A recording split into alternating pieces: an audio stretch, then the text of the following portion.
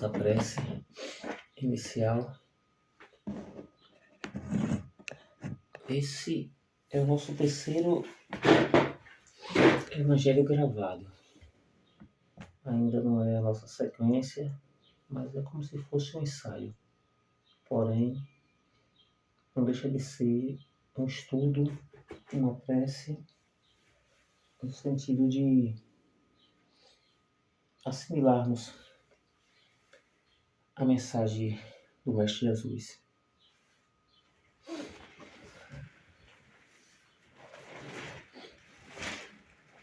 Nós temos como apoio a nossa Bíblia e o Evangelho de Jesus.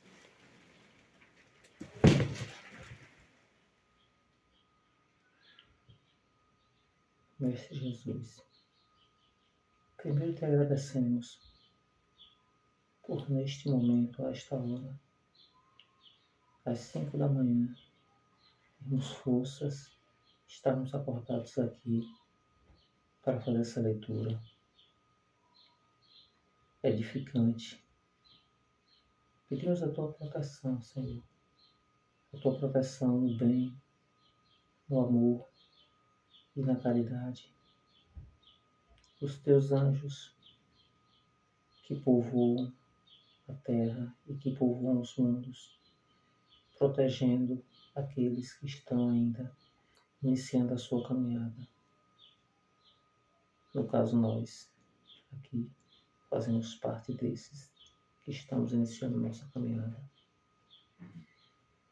para seguir os grandes exemplos daqueles que já estão mais próximos de ti, os grandes exemplos que nos destes. É nesse intuito que faremos a leitura de hoje, que será escolhida aleatoriamente, no intuito de alcançar a graça e o mérito de sermos como aqueles avatares que nos deu como exemplo. Teresa, Dulce, Chico, Divaldo, Haroldo, Alahá e tantos outros. Que a tua proteção esteja conosco nesta leitura e que essa leitura sirva não só para os presentes aqui nesse momento, mas para todos que vierem ver essa mensagem no futuro. Que a paz, a simplicidade e a sabedoria do Mestre esteja conosco. Que assim seja.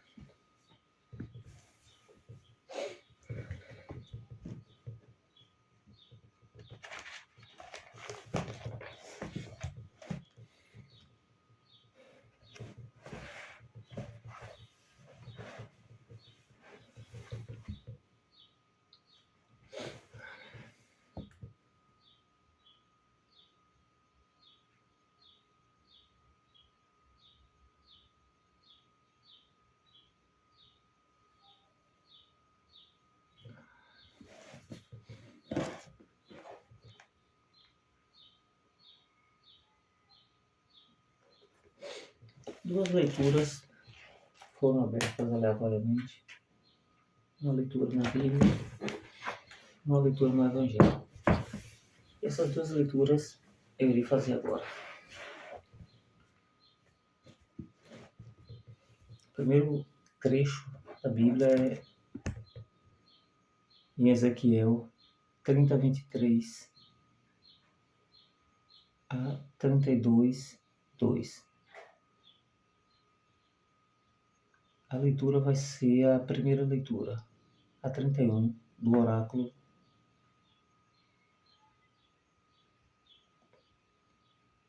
contra o faraó.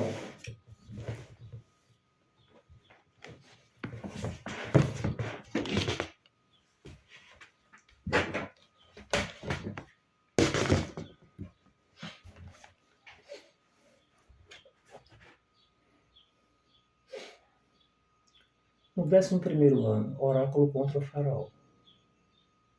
No 11º ano, no primeiro dia do terceiro mês, foi-me dirigida a palavra de Javé, nestes termos: Filho do homem, dize ao faraó, rei do Egito, e a toda a sua multidão: a que comparar tua grandeza?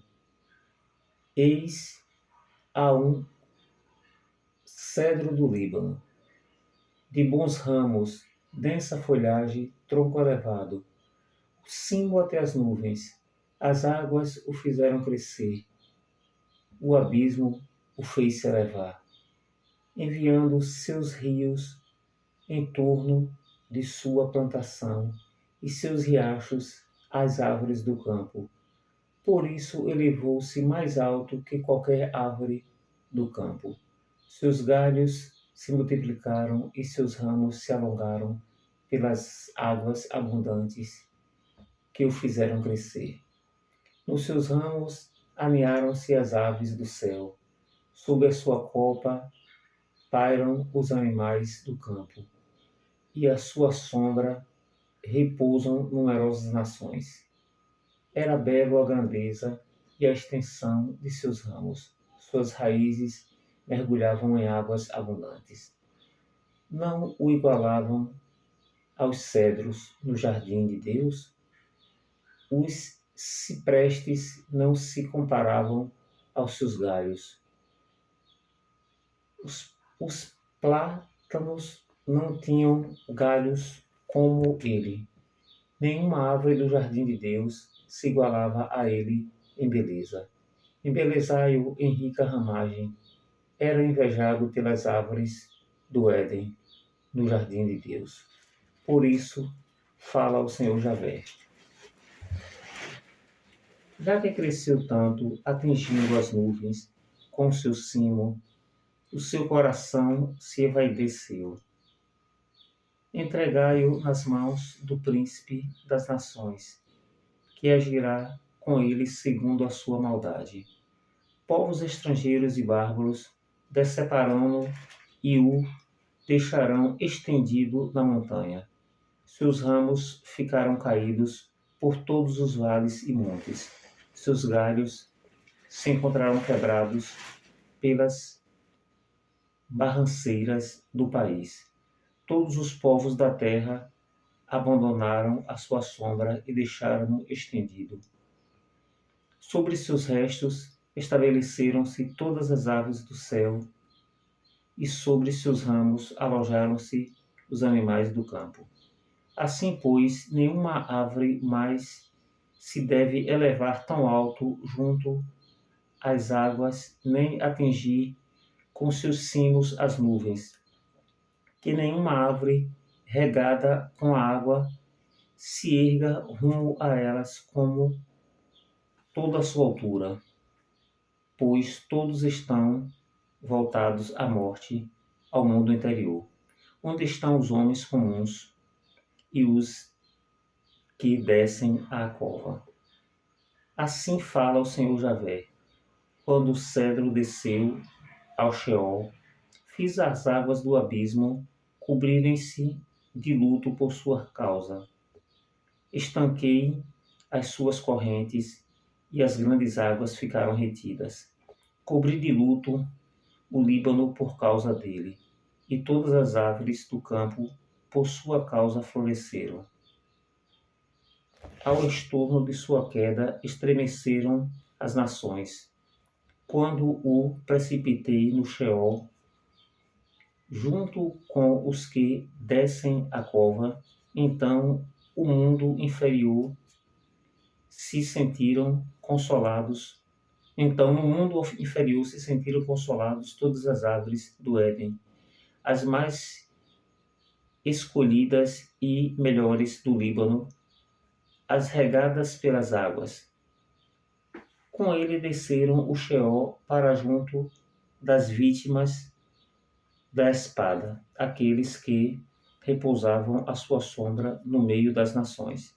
Qual das árvores do Éden se podia comparar contigo em glória e grandeza? No entanto, foste precipitada junto com as árvores do Éden no mundo inferior, no meio dos incircunciosos ficarás deitado, junto com as vítimas da espada. Trata-se do faraó com toda a sua gente, oráculo do Senhor Javé. É uma leitura interessante, e é interessante sempre, com muita tranquilidade, perceber que as leituras bíblicas são feitas para serem interpretadas, né? Esse texto deixa muito claro isso, né? Porque o título do texto é Oráculo de 587 contra o faraó. Não sei se... Cadê? Aqui no meu dedo. Está invertido, não é normal que inverte. Então, os textos bíblicos, né, eles são feitos assim como a lei, né? Quem estudou um pouquinho da lei do seu país, né, países em que a lei não são o próprio texto religioso, a lei é feita para ser interpretada, mas ser interpretada de modo honesto, de modo honesto, de modo racional, de modo justo, né? Ser interpretada em cima do resumo que Jesus Cristo trouxe, em uma frase: amai a Deus sobre todas as coisas e amai ao próximo como a ti mesmo. Então, toda lei, todo texto bíblico, ele deve ser lido para ser interpretado em cima dessa frase. Essa frase de Jesus, ela resume que ele fala, né? Aqui estão a lei e os profetas. Ele resume até o resumo de Moisés, que são os 10 mandamentos. Os 10 mandamentos é o resumo. Então ele resume o resumo de Moisés, que é os 10 mandamentos, e resume toda a lei e os profetas. Amai a Deus sobre todas as coisas e o próximo como a ti mesmo. Pode parecer até estranho, né? Essa frase tão simples resume tudo. Mas tem uma música também que resume o texto bíblico, né? E que quem procurar vai encontrar. Essa música ela fala um texto bíblico, né? Que diz que é só o amor que conhece o que é verdade. O amor é bom, não quer o mal, não sente inveja, se envelhece. Essa música resume um trecho bíblico também. Quem procurar vai encontrar, e é bom procurar porque a gente se interessa em ler e estudar por nós mesmos.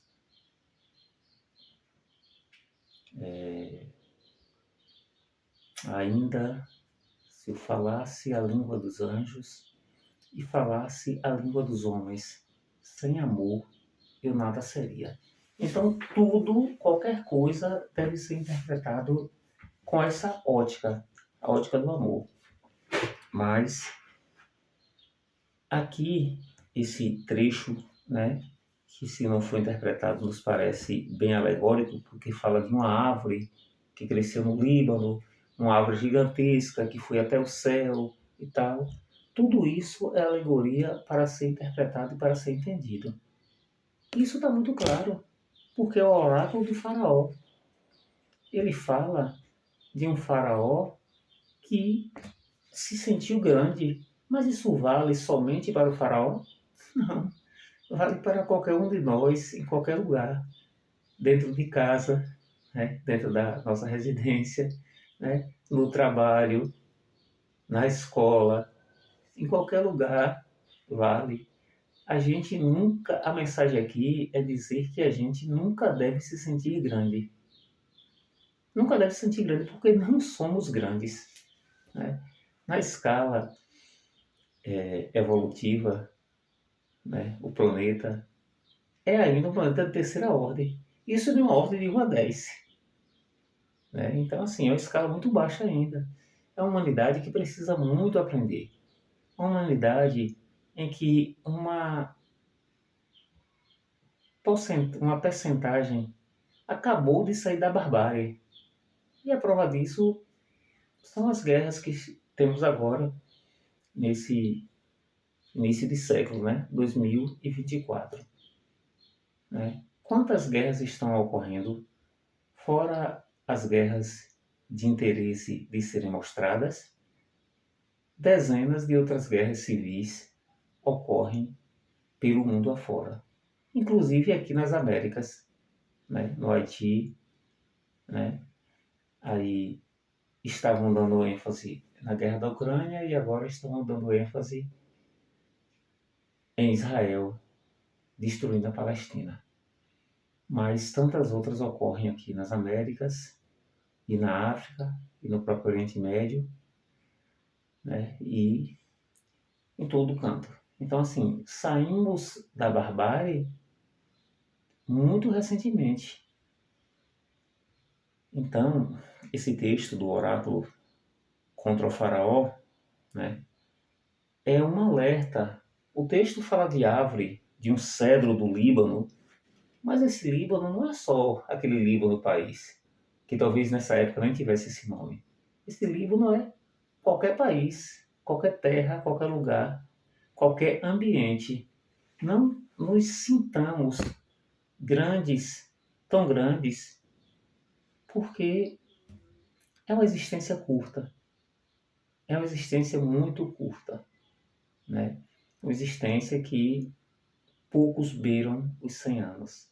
E o que são 100 anos em cima de um planeta que já tem 4,5 bilhões de anos? O que são 100 anos? Nesses 4,5 bilhões de anos que esse planeta está aqui, né? E que o mestre, junto com os outros mestres, criadores, vem cuidando, cultivando, né? Preparando esse planeta amorosamente, cuidadosamente, para que ele tenha condições de nos acolher, né? E cultivando também a nossa alma, para que chegasse a esse ponto, que saíssemos da condição, né, de princípio inteligente, primitivo, em que desenvolvíamos apenas os sentidos animais, para que chegássemos a esse ponto de começar a desenvolver os sentidos morais, que envolvem o amor, a caridade e muito mais.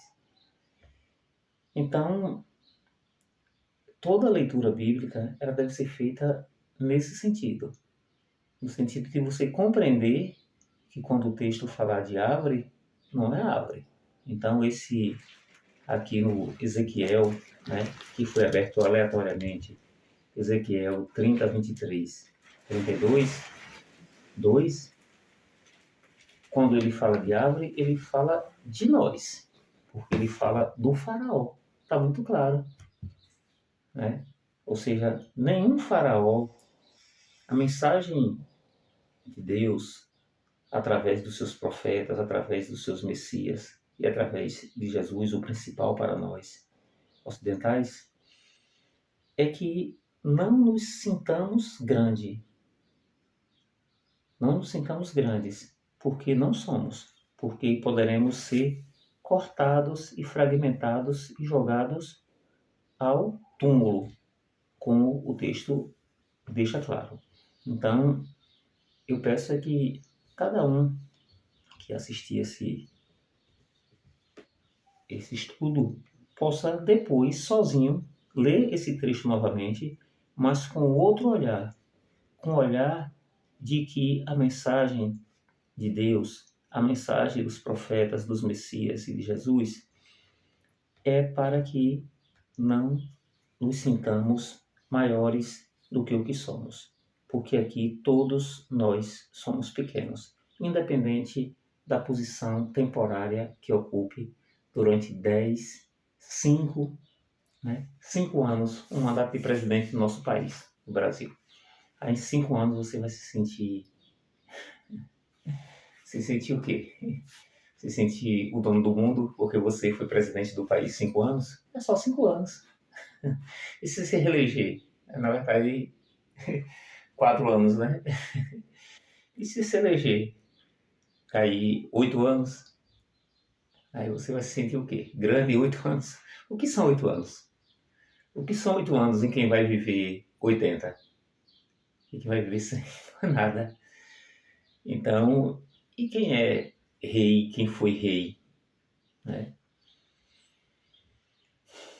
E quem foi rei? Quem foi imperador? E quem foi imperador e foi rei em outro país? Durante 20, 30 anos, 40 anos. Isso é muito não. Isso não é nada. Porque o esclarecimento, ele vem mostrar que não é nada. E é para isso que o esclarecimento existe. É para isso que existe escola. Para estudar na escola, né? Para estudar geografia, história, geologia. E saber que o planeta ele tem eras geológicas, tempos gigantescos, né? E que essa passagem nossa aqui é tão pequena, tão pequena, tão pequena, tão insignificante. E o poder temporal que se ocupa é extremamente pequeno, extremamente significante. Essa é a mensagem, né? Essa é a mensagem do oráculo contra o faraó, né? Então, esse poder é temporal. E depois do túmulo, né? Na vida eterna, como alguns chamam, né? Ou seja, aí cada cultura, cada religião tem a sua crença, mas no fundo é uma coisa só. Aí na vida eterna, esse poder vale o quê? E o que é que vale na vida eterna? O que vale são as boas obras, o que vale é o amor, o que vale é o respeito que você pode ter, principalmente por aqueles que estão em uma condição, né, aparentemente, temporariamente, inferior a você, submisso a você, seja por uma chefia, seja por uma paternidade ou maternidade, o respeito deve existir em qualquer lugar onde exista um poder. Poder mesmo, entre aspas, porque poder aqui só de Deus, né? E da espiritualidade superior, desses anjos, desses irmãos maiores que vêm aqui sobre a terra. A segunda leitura, né? Já para encerrar, são 5, não dá para ver aqui, 5h40. É um trecho do Evangelho segundo o Espiritismo. Esse foi o trecho aberto. O trecho da Bíblia foi o oráculo contra o faraó, né? E que fala de poder. Aqui também eu vou dar uma abordagem de poder, nesse trecho aqui. Fora da igreja não há salvação. Fora da verdade não há salvação. Essa é a forma que quem traduziu escreveu. Não tem problema nenhum. Né? Não tem problema nenhum. O oráculo eu vou traçar aqui um paralelo entre os dois trechos. O oráculo contra o faraó, ele fala de poder. E aqui fora da igreja não há salvação e fora da verdade não há salvação, também fala de poder. Mas lembremos que Deus, né, através dos seus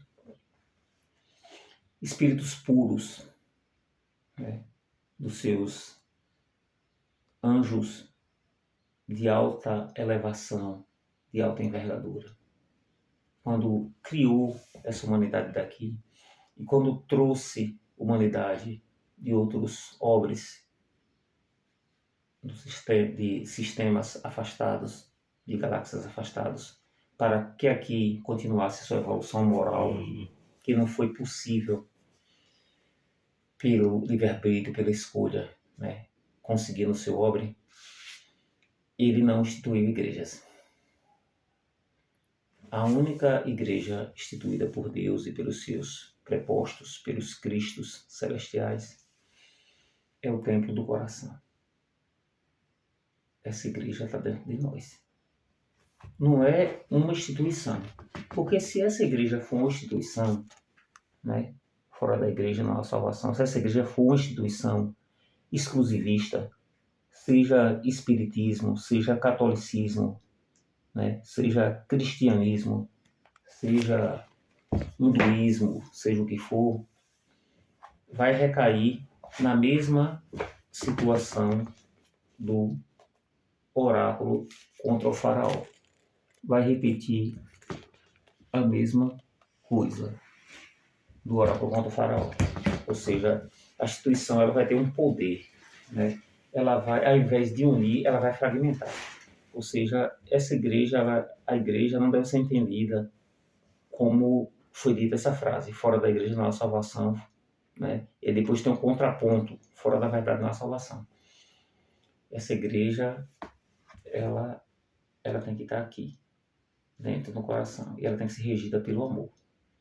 Mas nada impede que exista, né? E Deus não impede que existam as religiões. Elas podem existir, sim, mas elas não podem se colocar acima de Deus nem da vontade de Deus. Elas não podem se colocar acima de Cristo nem da vontade de Cristo. Não esqueçamos de uma coisa simples, muito simples. Jesus não era cristão. Na concepção cultural nossa. Por quê? Na concepção cultural nossa. Porque qual é a nossa concepção cultural nossa? O que você segue, o que você nasce, você é. Nasceu dentro do catolicismo, é católico. Nasceu dentro do espiritismo, é espírita. Nasceu dentro do cristianismo, é cristão. Nasceu dentro do judaísmo, é judeu. Nessa concepção, Jesus nasceu dentro do judaísmo. Se Jesus nasceu dentro do judaísmo, então Jesus é judeu. Mas a inteligência, a sabedoria de Jesus, Jesus era Deus. E Deus é amor. Então, todas as religiões, todos os credos, todas as crenças e todas as pessoas têm que ser, antes de tudo, Deus. E Deus é amor. E essa é a mensagem de Deus. E Jesus, sendo Deus, ele não se apegou ao judeu e nem ao judaísmo, que é a religião na qual ele nasceu. Ele procurou demonstrar as interpretações equivocadas que ocorriam dentro daquela religião, não importa qual seja. Então, se nós criamos, nós ocidentais, né, criamos o cristianismo e do cristianismo ramificamos e criamos o catolicismo, o protestantismo, a igreja ortodoxa, isso e aquilo, não esqueçamos de que a religião de Jesus era Deus enquanto religião, era Deus enquanto religião. Né? Quando eu falei era Deus, ou seja, enquanto religião. A religião é Deus, é amor. Então, é procurar sempre vivificar. É um termo que aparece em várias religiões, protestante, católica e até o espiritismo está começando a aparecer esse termo. Vivificar, né? A palavra redivivo, ela é muito conhecida, principalmente no meio católico. E que esse vivificar, ele seja no sentido de trazer a verdade deturpada. Porque o ser humano, né, com as suas instituições, sempre procura deturpar a palavra trazida por inspiração aos mestres estudiosos. Então, é isso. E essa deturpação ocorre por quê? por causa da vontade do poder. E essa vontade do poder, do dinheiro e do poder, ela separa e não une. E Jesus veio para unir. Então, ali naquele ambiente onde Jesus vivia, nós observamos que na Bíblia tem o quê? Saduceus, fariseus, tal, tanto de povos. E Jesus procurava o quê? Unir. Né? E unir com exemplos, com situações. Então, a palavra, seja ela qual for, seja ela aonde estiver escrita, seja na Bíblia, ou no Corão, ou na Torá, ou no Bhagavad Gita, seja onde ela estiver escrita, a palavra é para ser interpretada com o viés do amor, com o viés da união das pessoas. Então, aqui no texto, né, do Evangelho, ele vai esclarecer. Fora da igreja não há salvação. Isso aí a gente já vê que não é verdade. Isso. Né? Não é fora da religião. Não é fora do espiritismo não há salvação. A salvação dentro de Deus. Dentro do bem. Dentro do amor. A salvação. As religiões e os textos, eles são auxiliares e devem ser interpretados com o viés da união. Eu vou fazer a leitura aqui, é uma leitura curta, né, mas já foi bastante discutido. Enquanto a máxima, fora da caridade não há salvação, se apoia sobre um princípio universal, abre a todos os filhos de Deus o acesso à felicidade suprema. O dogma fora da igreja não há salvação, se apoia não sobre a fé fundamental em Deus e na imortalidade da alma, fé comum a todas as religiões. A alma é imortal. Então, independente da igreja, a gente sabe que a alma é imortal. Mas sobre a fé especial em dogmas particulares, exclusivo e absoluto. Em lugar de unir os filhos de Deus, os divide. Em lugar de os excitar ao amor de seus irmãos, mantém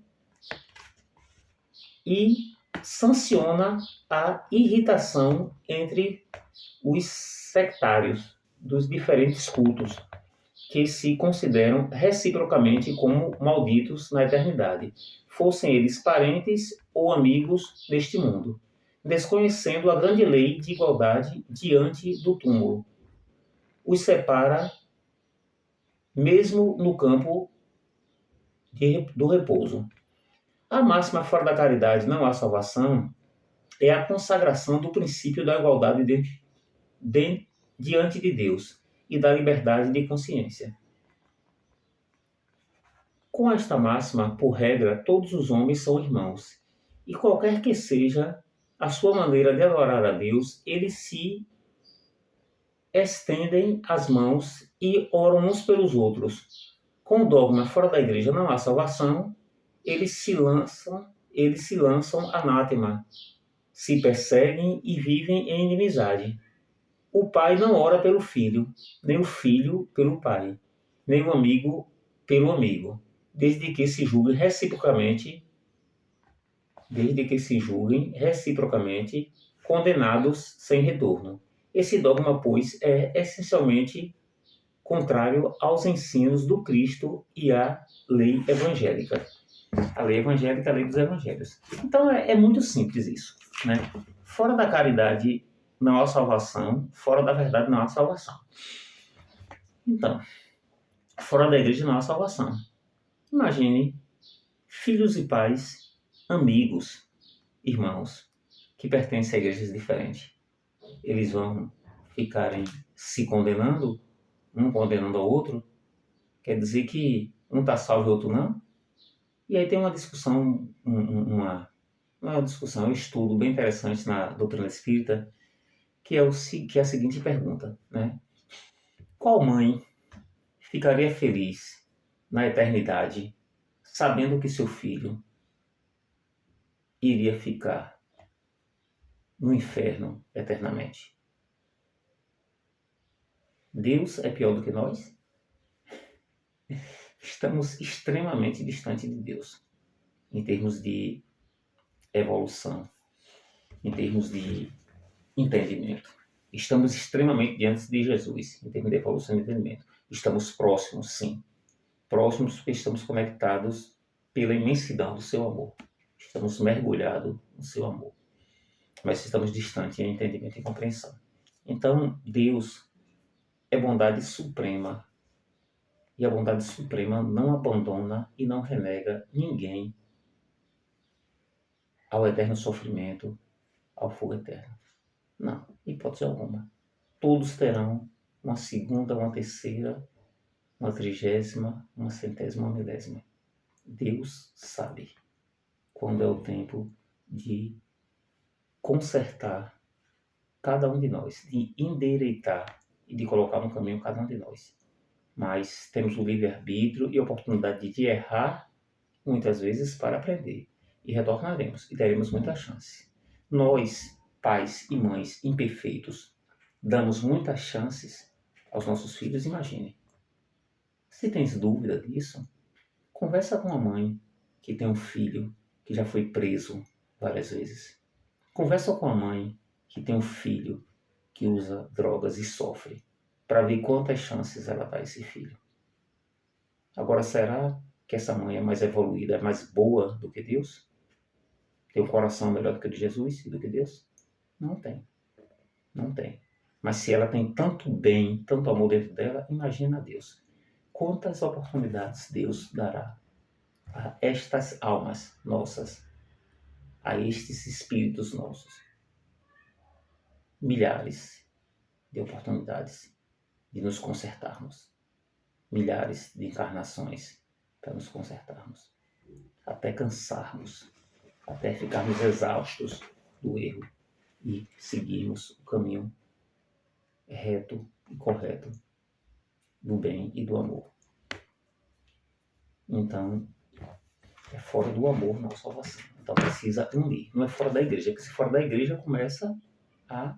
Se o pai foi de uma igreja e o filho de outra, como disse aqui o texto, o filho não vai orar pelo pai, o pai não vai orar pelo filho, é assim? Não. Fora da verdade não há salvação. Seria o equivalente de fora da igreja não há salvação. É também exclusivista, porque não há uma só seita que não pretenda ter o privilégio da verdade.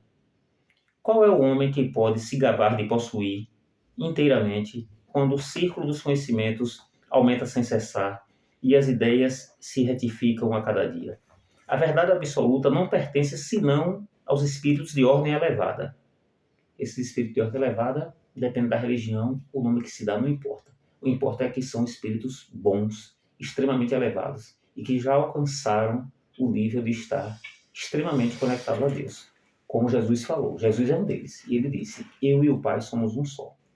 Isso é a comunhão que nós iremos alcançar. A verdade absoluta não pertence senão aos espíritos de ordem mais elevada, e a humanidade terrestre não a poderia pretender porque não lhe é dado tudo saber. Ela não pode aspirar senão uma verdade relativa e proporcional ao seu adiantamento, ou seja, à nossa capacidade e nosso conhecimento, que ainda somos pequenos. Se Deus houvesse feito da posse da verdade sentença de proscrição geral, enquanto que a caridade, mesmo na sua acepção mais ampla, pode ser praticada por todos. Ou seja, por isso que a frase fora da caridade não é salvação. Porque qualquer um pode praticar a caridade. Seja pobre, seja rico. Como é que o pobre pratica a caridade? Fazendo bem. Ouvindo alguém que está em sofrimento. Dando uma palavra de alento a quem está em sofrimento. Pratica a caridade. O pobre pratica a caridade amando seus filhos. Dando alimento aos seus filhos. O Espiritismo, de acordo com o Evangelho de Jesus, admitindo que se pode ser salvo qualquer que seja a sua crença, lógico, conquanto que se observe a lei de Deus. Não diz, fora do Espiritismo não há salvação. Não pode dizer, E como não pretende ensinar ainda toda a verdade. Também não diz, fora da verdade não há salvação. Máxima que dividiria em lugar de unir. E perpetuaria o antagonismo. Eu gosto muito de uma frase que uma amiga em um estudo falou. Ela disse que, nesse dia muito bem inspirado, ela falou no estudo. Ela disse que foi Jaqueline, no estudo lá na cidade de Barreiras, no oeste da Bahia. Ela disse que cada religião tem fragmentos da verdade e que um dia todos esses fragmentos serão unidos. Eu achei isso um ensinamento lindíssimo e carrego comigo até hoje e vou carregar para sempre. Ou seja, é melhor que sejamos humildes, né, a esse ponto de entender que cada religião ela carrega um fragmento da verdade e que um dia todos nós, unidos, teremos a verdade. Esse dia para nós está distante, mas para Deus está perto. Então aqui, né, eu disse esse Evangelho 6:1, né, e a prece é de agradecimento.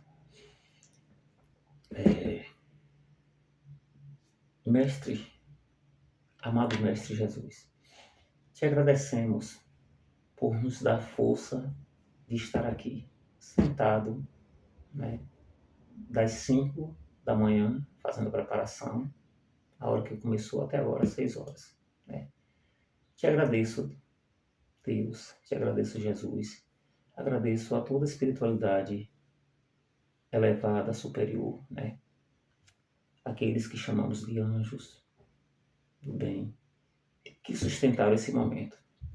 Te agradeço porque esse Evangelho, né, esse estudo, ele poderá ser levado adiante pela internet e poderá consolar, esclarecer pessoas, né?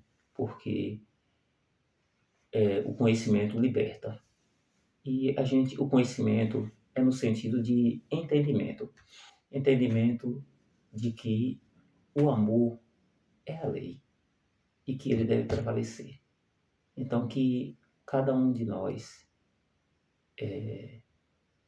depois desse estudo, possamos nos melhorar e nos guiar e respeitar acima de tudo e amar todos os nossos irmãos e respeitar todas as religiões. Que a paz esteja com cada um de nós. Que assim seja.